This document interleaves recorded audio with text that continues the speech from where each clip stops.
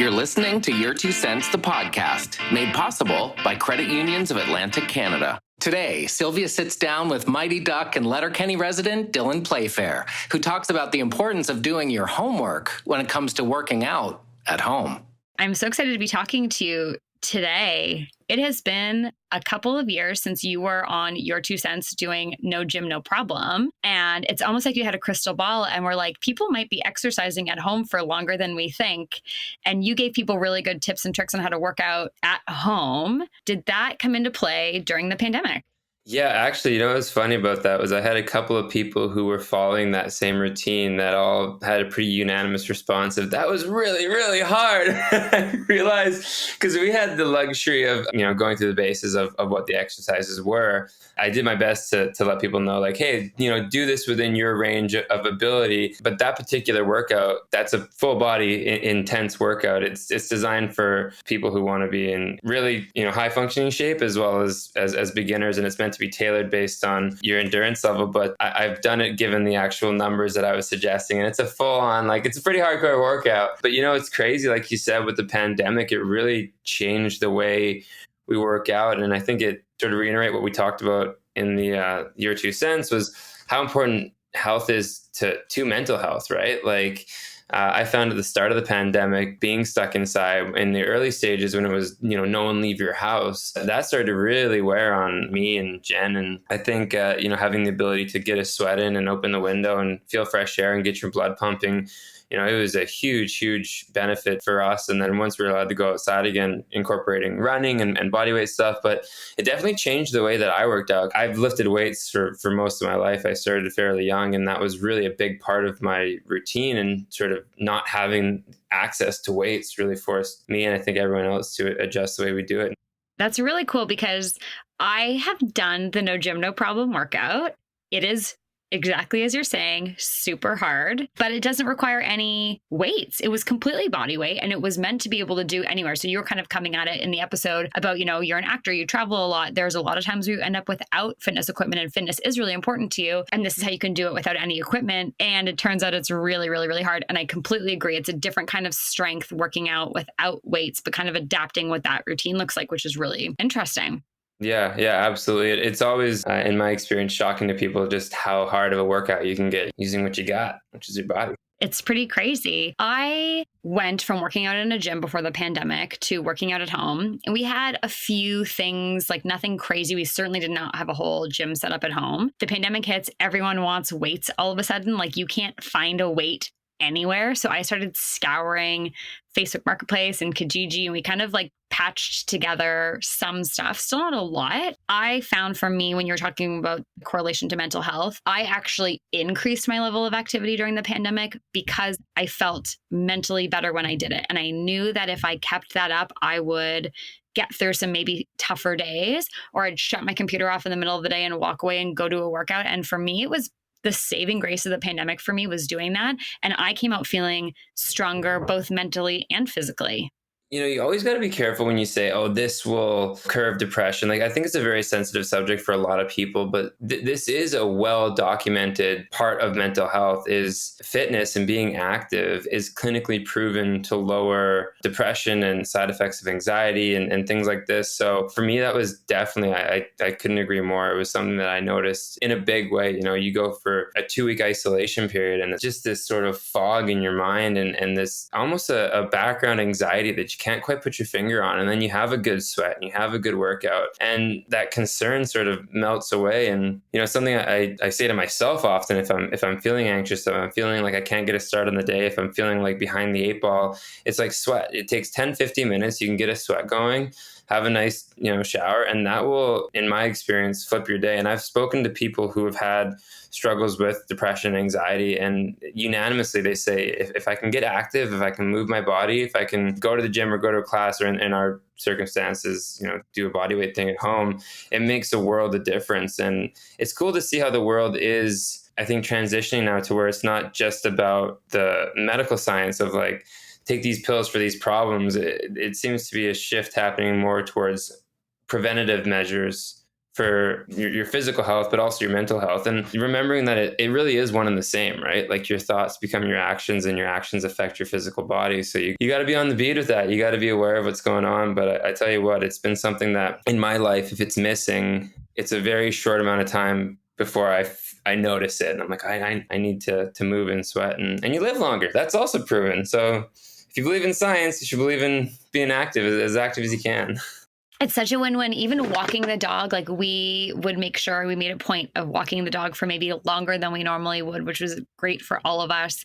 Getting outside, even in the depths of winter, just bundling up and doing it made such a big difference to like get 2 big walks in a day with the dog and then do something else in the middle. Like it made a huge difference. When things shifted and you had to work out inside your own home more, did you buy any equipment to get ready for that? Ordered on Facebook Marketplace those adjustable dumbbells. So those have been fantastic. And I wanted those anyway. I mean, we go back to the mental health. I've read studies on, standing in power positions and how that can improve confidence. And even it's actually been registered to increase testosterone in men. If you stand in like the Superman pose, if you raise your arms above your head and hold it for like a minute to 30 seconds, it physiologically changes hormone pathways in your body. And basically every time I go out or like I start my day, I'll even do like literally for 3 or 4 minutes, just a quick pump to get the blood flowing. And like I feel that clarity when I do it. So I wanted to have those. But before that, I was using bar stools. Like we had bar stools in our apartment, and I would use those. But I did, I paid a premium. I probably paid twice as much as I should have paid for those dumbbells. But I'm also in a little bit of a unique position where being an actor, and especially some of the roles that I play, that's a part of my instrument. For the roles that I go out for a lot of athletic type characters. There takes a level of commitment to staying in shape with that. So it was worth it for me to go and do that. And also, you miss the outdoor air element of it. I would open up all the windows and stuff when I do that, because I think if you're going to be working out inside, you should, as much as possible, get fresh air in there, because working out in a closed environment can, in my experience, have diminishing returns, because you kind of, I feel like I get muggy and stale, and I need fresh air, which is why when we were allowed to go outside after the pandemic, I really took advantage of like you said, taking Teddy for long walks and getting outside, because all these things, they go back to like making you feel good mentally and physically, getting outside. Big time. Absolutely. So you are not someone who jumped on the Peloton train. You didn't immediately run out and get a bike, but you got the power blocks or some sort of version of those. Exactly. As far as cardio is concerned, I feel with high intensity, I can get a really, really good cardio workout. My cardio of choice is rollerblading. Old habits die hard. I'm not an avid runner. Like I'll do it with the dog, but if I have an opportunity to rollerblade or go for a long walk, I'd rather do that than go for a long run. Hey, fair enough. I also didn't jump on that bandwagon, but one thing I did do, which I actually did not even realize I could do, was I got the Peloton app. So I didn't get the bike, but I got the app. And the app is $16 a month. And it gives you every single Peloton class. There's like thousands of them. Oh, cool. You can use it on any device. You can download programs to your phone. So let's say you did want to go for a long walk or a bike ride or whatever, or run, you can download audio only guides, and there's someone who will be in your ear helping you work out, pacing you through. So I was doing circuits where I was sprinting and then walking and all these cool things for $16 a month. The classes are amazing and you can use it anywhere. But I was so shocked at the Peloton app. I thought it was for people who were obsessed with spin class, and it's totally not. So that was one really good money saving trick that I found through the pandemic, was that rather than spending, a few grand on a Peloton bike, you could actually get the app and still have really great workouts really inexpensively. That's fascinating. Yeah, I didn't know that. Yeah, and motivation too, right? Especially when you're even being in a gym setting when there are other people working out can be a motivating factor, but being on your own by yourself, it's a totally different animal. So that's really cool. I'm going to check that out. You should check it. It has like the leaderboard, the whole shebang that comes along with it. So you definitely feel like you're still competing with people if that's driving you, which I'm someone who is sort of competitive in that particular setting. But are there any like fitness apps or things that you're into at all? You know what? I have an Apple Watch, and for me, just seeing my heart rate, seeing how many calories I've burned, that for me has been pretty motivating. I have attention deficit. Like I go from one thing to another. There'll be moments or days where I can work out hard while listening to a podcast.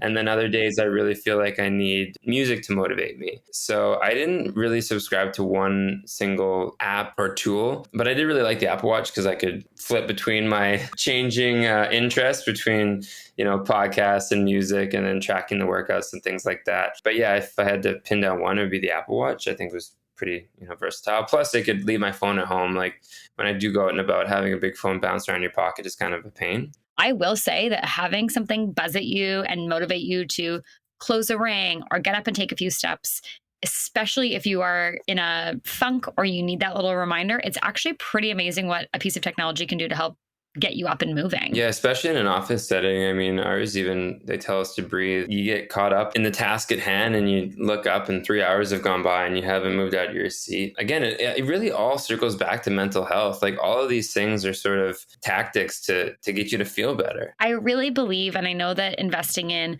a Fitbit or an Apple Watch or a piece of fitness tech is expensive, but I do think when you're investing in yourself and your mental health and your physical health, that's such a gift that you're giving to yourself. And it can seem pricey at the top, but they last for a long time. We've had ours for a long, long time, and they really do stand up. I mean, certainly as Apple does, there's always a new shiny whatever, but the bare bones functionality of even the Apple Watch that I have that's older is still in great shape, and I love it. And it's such a great tool for doing all of those things. So I think getting a Fitbit or find something that's maybe a little bit of a more accessible price point to try. And then if you're really into it and you actually want to splurge on something that's a bit more, and I know that there's different watches for different activities, like for people who are very into biking, but if you're like a hardcore biker, I know that there's companies that make them for that particular activity. But I think fitness tech is a really cool way to be accountable, have a little bit of a nudge, and it is an investment in yourself. If it is out of your price range, because I know they're not cheap, getting a paper calendar, putting it on your fridge, and giving yourself the reward of seeing 4 days in a row, I've crossed it off. And I think it's really, really important to not look at the big picture, especially when it comes to fitness goals, because no one in the history of anything has ever gone into a gym, had one workout session, and come out, 5 pounds lighter or like with 2 extra pounds of muscle. That just doesn't happen. It's a slow progression. So I think if you can go, okay, today I'm going to do 15 minutes of cardio or 10 minutes of lifting, you can get that little victory and that will build momentum. And if you do that the next day and the next day, and then eventually you can look at your calendar and see, oh, I've checked off these small fitness victories several days in a row, that'll build you momentum. And the next step seems much more manageable, whatever that next step may be, whether it's a longer gym session or investing in the tech that you're speaking of.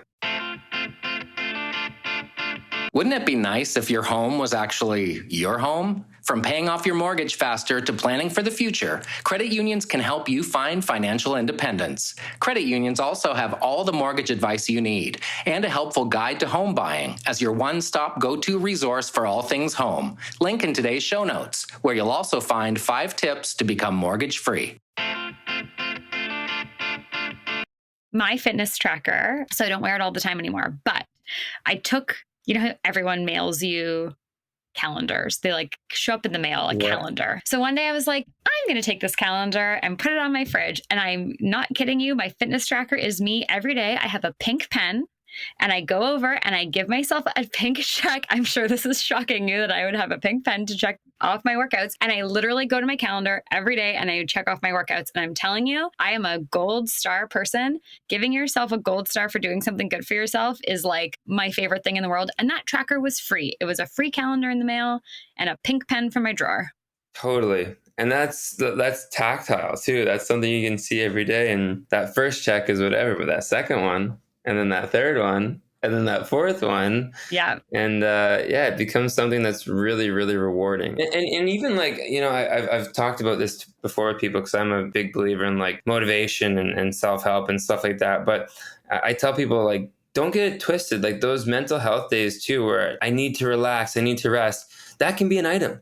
You can say like, today I need to relax. I need to read. I need to chill on the couch, whatever it is. You'll still feel then as if when you have those days, they were purposeful. That's a really common trait in people who are happy is they feel they have a purpose. If you can add purpose into a day and meaning into a day, regardless of what it is, even if it is a relaxing, like, hey, I've been going hard, I need to chill, make that a priority and strike that off the list. So like today I chilled, and that again, that really feeds into that sort of small victories mindset. I love that. I'm totally going to add relax to my to-do lists because I never do that and I need to. And I love crossing things off a list. So I'm going to take that piece of advice from you and put it on my calendar. I'm going to give myself a different color pen for my relax days because those are super important. And recharging is an incredibly valuable part of being a productive, happy human being in the world. Hugely important. Hugely important. I'm going to flip the switch on this completely. I want to chat working out and money with you a little bit. Yes. Is there a piece of budget-friendly equipment that you think everybody should have? Elastic resistance bands are very affordable. You can take them with you wherever you go. I think you can do a lot with a little. So for me, something I can lift is really important. Like when I was on set in Sudbury, all the gyms were shut down. I went and rented a set of kettlebells from the local gym. Shout out to the basement. You guys are awesome. And that for me made sense in my budget because I needed that. I know there's a really wide spread of at-home gym equipment. I think the prices are coming down now on those adjustable dumbbells. But if you can get a set of adjustable dumbbells, you can do anything, really. You can do squats, you can do flat on the ground chest press, you can do lateral raises, you can do a lot of stuff. I think a lot of people automatically go to like chin-up bars because they're really affordable. For me, I like the resistance. I really like the adjustable dumbbells. At the outset of your fitness journey, I don't think you need to invest $400 or $500 into a set of adjustable dumbbells. I think if you get up and start making that a priority and do your push-ups and sit-ups and run and whatever, that stuff will compound. And if you really, really start to enjoy it and see the benefits of it, and you put away, a couple bucks a day or a couple bucks a week, then you can invest in that. If you are really, really serious about it, adjustable dumbbells are going to give you a lot of flexibility for at-home workout. One place I did luck out at the beginning of the pandemic to find some stuff was Play It Again Sports. So even looking at places like that for used equipment, and there is a lot of people want to be working out in gyms again, and so many gyms are open again. So there is probably going to be a great market on pre-owned gym equipment that's going on where people are returning to gyms. They don't have to be at home as much. One cheap and cheerful piece of exercise equipment that I love is a skipping rope. Oh. Jordan and I used to do kickboxing together, Muay Thai, and we used to warm up skipping rope. And so we went out and bought a couple of skipping ropes so we could do it at home, and such a great workout. It was like under $10. That's awesome. I've never been very coordinated with the skip rope. I've whacked myself hard in the shins more times than I care to admit. So funny, actually, Jen loves the skip rope. I've got a ladder, like a little cloth ladder. Yeah. I do quick foot drills on and things like that. I joke with my friends all the time. I train differently now that I'm not an athlete. I train to look good, not to be fast. If I can recommend an actual exercise contrary to my character on Letterkenny's core belief, but squats, bodyweight squats are an incredibly challenging workout, and your legs are such a big muscle group. If you can build up the muscles in your legs, it's crazy how many people you see walking around on chopsticks, because the truth of the matter is it doesn't take a lot of work to build out your leg muscles, and those will burn a ton of calories. And the bigger muscles you get in your legs, the easier it is to burn fat and, get your blood pumping. It's a huge muscle group. It's your biggest muscle group in your body. So, that's something that I work into literally every day. I just do like 2 or 3 sets of like 10 or 15 bodyweight squats. And man, like your legs are on fire after that. Do your squats. Don't skip leg day, contrary to what Riley might say. Don't listen to Riley. Listen to Dylan. This is the devil and the angel on your shoulder. The moral of the story in this is body weight is amazing. It's free. It will help you. You can be strong. You do not need to necessarily have all the fancy bells and whistles and tools. You can still do certain things, which leads me to my last point on this is that I want to give a shout out to my gym because I work out at a place called Evolve Fitness. They do online boot camps for $30 a month. There's like 20 classes a day. It's based in Halifax. You can join anywhere in the world. They have an amazing group of trainers. So if we've talked so much about different kinds of exercises, weights, all these other things, if someone's listening to this and going, but I don't know how to exercise, I do think the Peloton app or finding an online gym or finding a gym in your area and just asking for help is such a great way to get started, because some people truly have no idea. There are so many people on YouTube who have idiot-proof workouts. And I say that as a self-proclaimed idiot. So no one be offended there. But that's like, yeah, you're absolutely right. And I hear that often too, like from people who have not worked out before, is I don't even know where to start. And I don't, going into a gym can be intimidating. It's intimidating for me. And I've been working out since I was 12. You see some guy who's bench pressing 300 pounds. You're like, oh man, I better go home. I'm going to do some yoga. There are so many resources now. And especially, like you said, because of the pandemic, go online and search 10-minute guided workout, 15-minute guided workout, 5-minute guided workout. There's anything you can conceive of, you can find in there. And, for people who are just starting out, it's really hard to injure yourself with body weight. Like, it's a great safe space to start, because your body is designed to manage the weight that you have in it. So you hear about people going to the gym, hot out of the gate, and they go to clean and jerk something and throw their back out, or they put more weight on than they can manage, and it's embarrassing. You don't want to go back. Body weight's a great place to start, because you get functionality, mobility, and you get a solid workout. And it's really hard to hurt yourself when you're just moving around your own body weight. So yeah, go on YouTube and search guided workout in the comfort of your own home. I love the idea of going on YouTube. The other thing that I like to do sometimes if I'm feeling like I need to just boost my spirits is I'll Google 10-minute pop dance classes, and I'll just do those. And I'll tell you, I feel like such a nerd, but they're pretty fun and they're free, and you can look like a fool in your own living room and no one cares. And honestly, that's also helped me some days where I was just like, I don't feel like exercising, but I need to move my body. I'll look up like a 10-minute Britney Spears dance class and just do that. I'm going to go on the record here as someone who played hockey his whole life and went to like major junior camps where you're on the ice 4 times a day and doing dryland. When I did my first musical, Descendants 2, and we were dancing 8 hours a day at 100% effort, that was by far and away to this day the most challenging physical thing I've ever had to do in my life. But while you're doing it, you're having so much fun. The music is moving and I tell you what, man, to anyone who wants to get their sweat on and have a good time doing it, a dance class is something that I would highly recommend. It's a lot of fun, and it's not easy, and you finish it and you're like, wow, I can do that. This is the perfect segue into my very last question for you. What are the top 3 songs on your pump up playlist? Oh, the top 3. Well, I have a brand new one that I just heard. This is breaking news. Literally 2 days ago from CBC. And it's by a band called The Who. And this is not the WHO. I was like, they're not a new band. No, I know. This is crazy though. The HU, and the song is called Wolf Totem. And it is very different, I'm sure, from anything you guys have listened to. It's a Mongolian hard rock metal band. I listened to it on repeat today in the gym. It is the most intense pump-up jam. I sent it to Jared Kiso actually right after I heard it, because I was like, this is he's a music buff, Jared is. And I sent it to him and he goes, how did you know I would love this? Like, it's a really interesting beat, but it just gets you pumped, man. So the HU Wolf Totem, it sort of depends. I'm a big Eminem fan, really any one of his songs. Fort Minor, remember the name. It's very, very high up in my workout playlist. I'm going to make your playlist and then do the Dylan Playfair No Gym, No Problem workout and see how I make out. You need to listen to The Who. It's a very intense song, but as you work out, you find yourself challenged and wanting to push through the barriers of your own mind's restrictions. I tell you what, you put that on and there's something about it, man. It just gets you revved up.